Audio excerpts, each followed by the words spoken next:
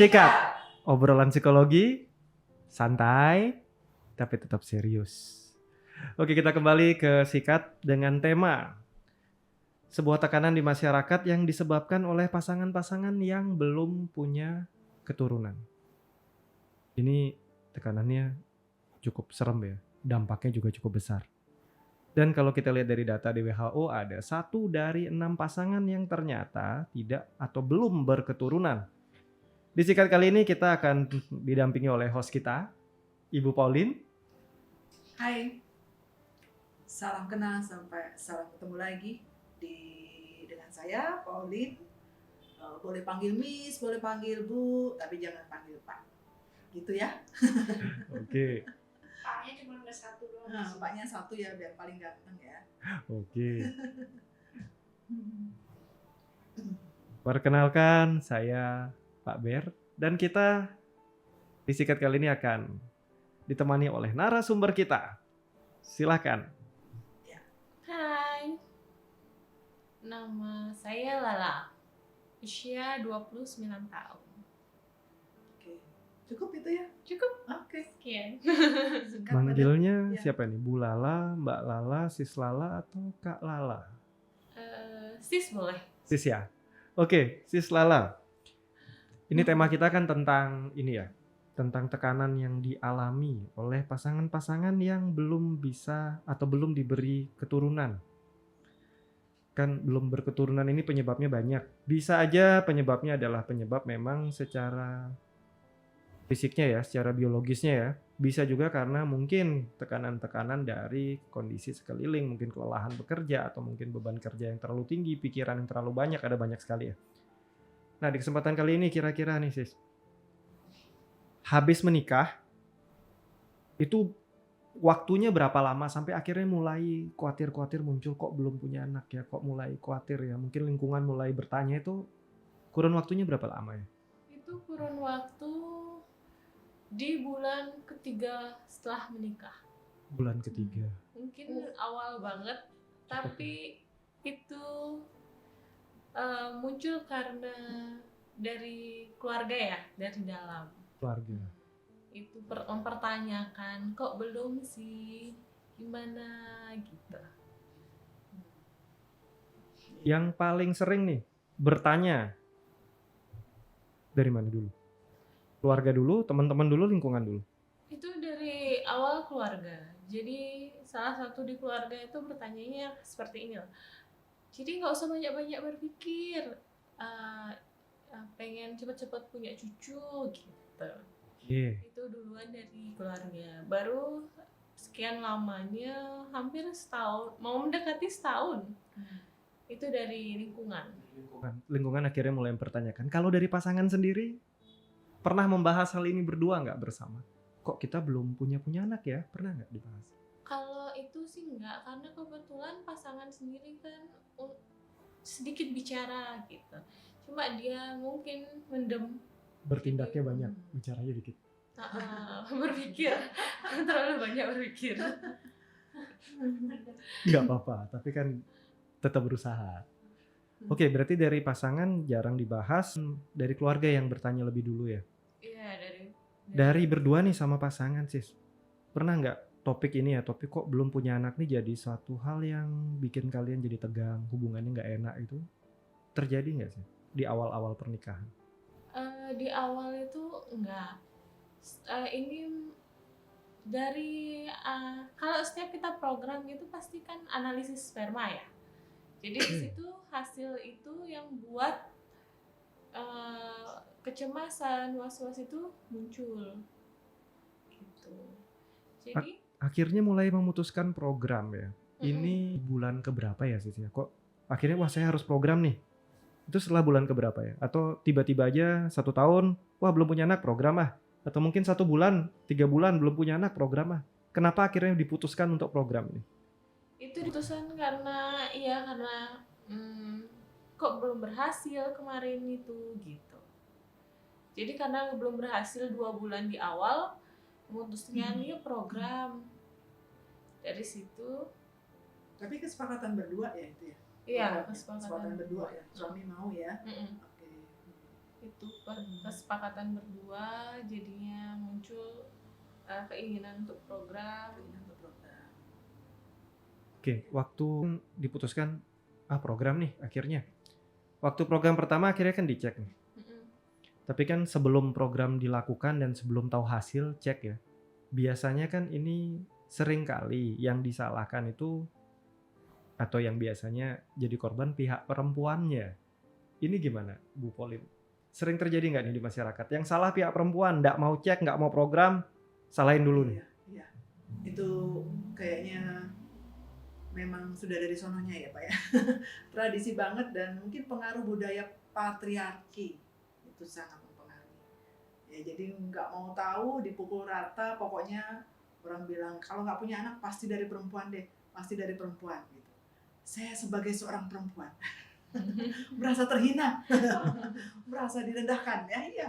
Ya. Bu, Ya, karena gimana, sumbernya gimana? sebelah sana. Oh iya. Saya salah. Karena saya juga merasa tersinggung ya, kalau kenapa selalu yang perempuan gitu disalahkan. Padahal nggak cuma itu ya perempuan. Nah, pastinya dicek lagi, dicek dulu. Ya, mungkin pengaruh budaya patriarki itu, Pak. Ya. Oke, berarti Sis Lala nih udah bener ya, ambil langkah sama-sama dan udah berpikir terbuka ya. Mungkin karena pasangan-pasangan muda sekarang lebih nggak sekonvensional yang zaman dulu ya. Jadi Iya. memang saat ada problem ya dicek. Dari hasil cek itu yang didapatkan gimana nih Sis? Dari cek pertama itu dari pihak laki-laki yang kurang. Oke, perasaannya apa nih pertama kali dapat, wah ternyata ada yang kurang.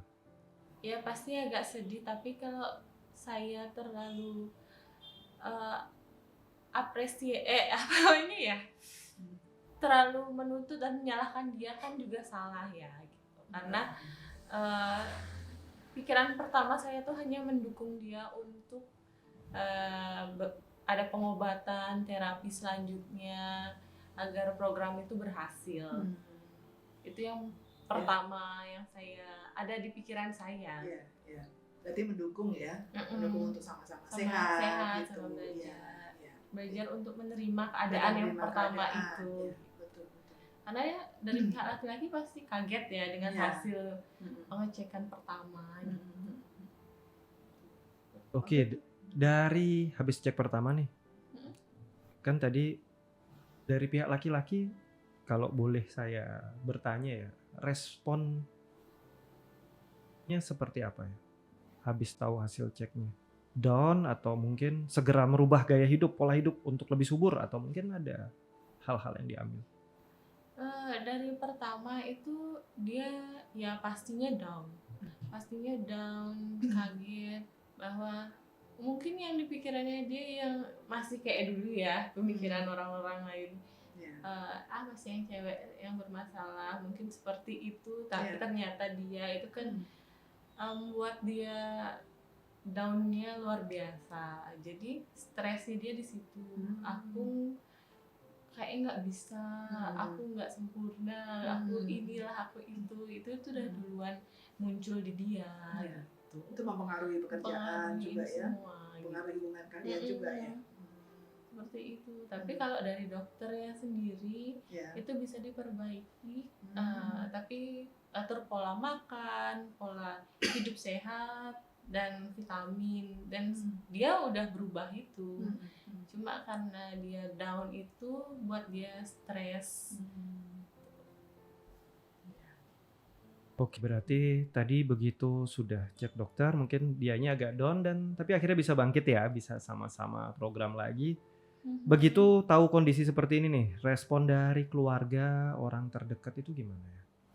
Karena kalau dari keluarga ya tidak ada yang menekan dia tentunya, karena itu kan keluarganya dia. Itu udah yang pasti disuruh sabar ya saya. Cuma ya sabar, ini yang dibela tetap anaknya. Kagetan saya ya. Iya, tetap anaknya, tapi ya cuma seperti itu aja sih. Ayo semangat, ayo ini gitu. Tapi nggak ada kondisi disalahkan gitu kan, nggak ya Sis ya?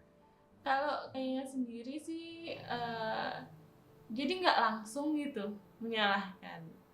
Tapi kalau kita wanita kan pasti berpikir, ada pertanyaan misalnya, kok belum aja gitu.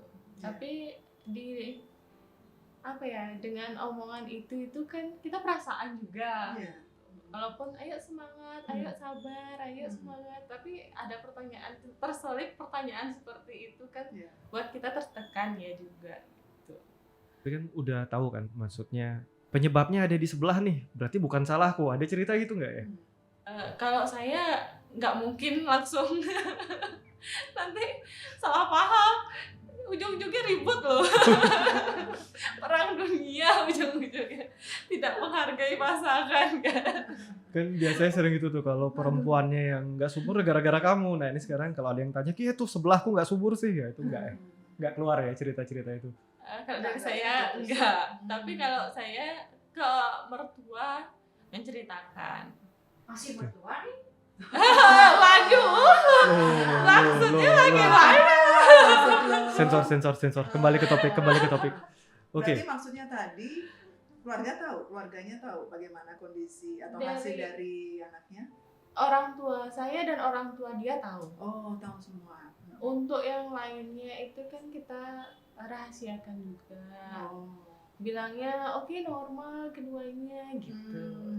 Tapi di dokter pertama sama kedua itu memang masih kurang. Tapi selanjutnya sudah normal. Ya,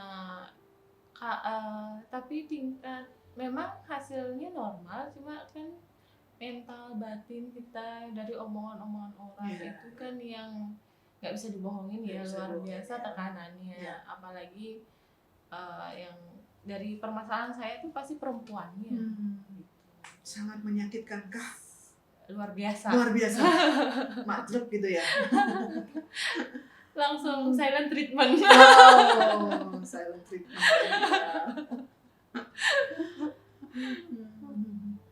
Oke. Akhirnya butuh berapa lama ya sampai akhirnya kalian berdua tuh bisa oke, kita mau bangkit nih, kita mau berusaha dan ya mungkin tutup telinga lah, peduli amat omongan sekeliling. Itu sampai nggak di tahap itu akhirnya? Kalau itu kayaknya belum pure untuk bisa di tahap itu. Tapi omongan kalau kita berdua gitu obrolannya, misalnya aku abis kena omongan kayak gini, pasti cerita dong sama pasangan gitu. Ya sama pasangan, ayo cuek. Tapi ternyata nggak bisa secuek itu. Iya. Tetap kepikiran, tetap ada ngerasa tidur tuh nggak enak, dan dari omongan-omongan orang lain sampai saya tuh ngerasa kurang, minder. Sampai di 2 tahun pertama pernikahan tuh saya nggak berani buka sosial media Sampai segitunya. ya, Oh. karena ngerasa punya temen yang nikah udah punya anak duluan. Iya. Itu tuh ngerasa aduh sakit Ya. perasaannya gitu. Betul. Sedangkan saya udah 2 tahun sampai belum aja dikaruniai Iya. anak. Khawatir ditanya-tanya kalau Iya. ketemuannya. Buka sosial media aja nggak berani, apalagi Hmm. ketemu teman-teman yang lain. Iya. Itu sama sekali enggak. Betul. Tuh. Iya. Selalu begitu ya ditanya. Udah lulus kuliah belum? Hmm. Ntar lulus kan? Nyambung. Ya, sama kayak Bangkan nih, Bangkan. Udah lulus belum? Makanya punya anak dulu baru nikah. Loh, Oh. salah. Sensor, salah. Oke. Kita kembali ke topik nih.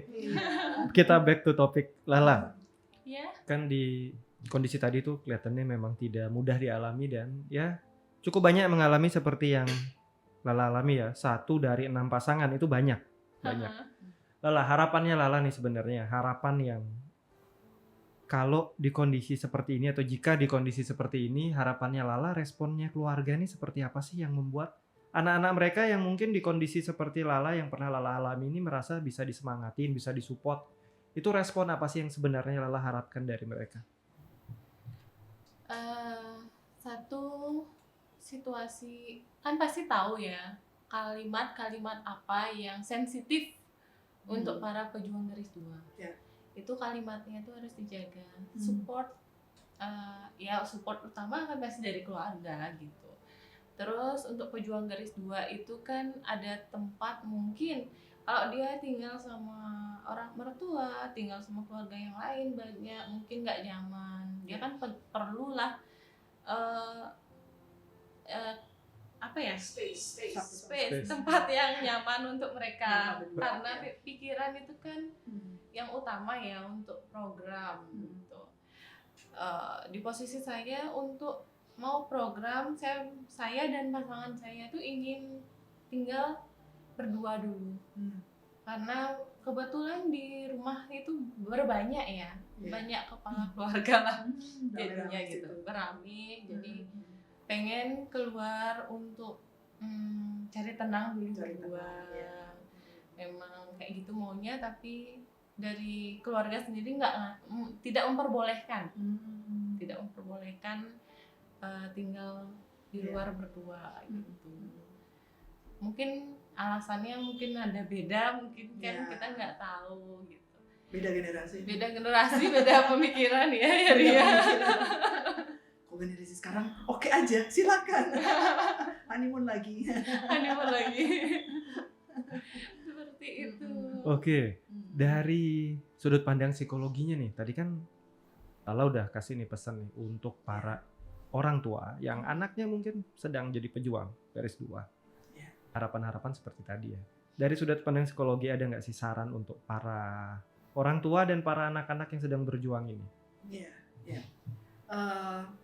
Untuk mereka yang punya anak yang belum punya anak, ya, pastikan bahwa mereka dalam kondisi sehat, ya, sehat jiwanya juga.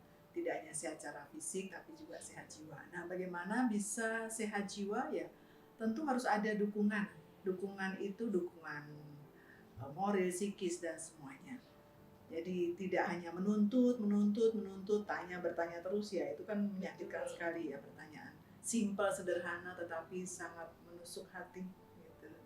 Nah, bagaimana kita mendukung dengan banyak memberi harapan, banyak memberi fasilitas, mungkin dari makan, diberi makanan sehat, lalu diajak bergembira, mungkin enjoy, dibiarkan pasangan itu untuk menikmati dunianya sendiri. Nah, barangkali dari situ muncul hal-hal yang positif ya, yang membuat mereka juga merasa masuk ke dunia baru, untuk kehidupan baru, dan bisa memunculkan seseorang yang baru, menambah anggota keluarga baru, Membentuk semua baru-baru ya, Horor muncul.